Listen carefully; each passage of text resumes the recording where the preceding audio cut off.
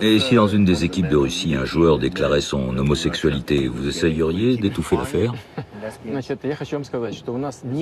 Il n'y a aucun ostracisme chez nous, aucune pression liée aux préférences sexuelles. Beaucoup de gens affichent clairement leur orientation sexuelle non traditionnelle et nous continuons à entretenir des liens avec eux. Il n'y a aucun ostracisme. Mais la loi anti-propagande, Il y a une loi qui interdit de faire la propagande de l'homosexualité chez les adolescents.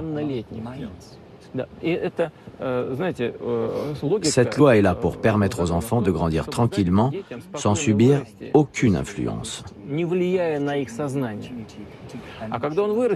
Une fois que l'enfant est grand, il peut choisir librement comment il veut construire sa vie, privée comme sexuelle. À partir de ce moment-là, quand il atteint la majorité, c'est-à-dire à 18 ans, chez nous, il n'y a plus aucune restriction. si vous prenez une douche dans un sous-marin avec un homme dont vous savez qu'il est gay, ça pose un problème? Personnellement, je préfère ne pas aller prendre ma douche avec lui. Pourquoi j'irais le provoquer? Je suis maître judoka et de sambo. En tant que chef d'État, je considère de mon devoir de défendre les valeurs traditionnelles et familiales. Pourquoi? Parce que les mariages homosexuels ne produisent pas d'enfants. Le taux de natalité est préoccupant dans notre pays. Nous devons renforcer ces valeurs.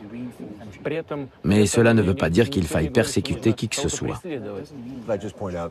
Si je peux me permettre, dans n'importe quelle société, il peut y avoir des enfants orphelins, et ces orphelins pourraient être adoptés par des parents de même sexe. Oui, ça c'est possible. Je ne pense pas que notre société soit prête à l'accepter facilement. Je vous le dis franchement. Selon moi, un enfant sera plus libre dans son choix, arrivé à l'âge adulte, s'il a été élevé dans une famille traditionnelle.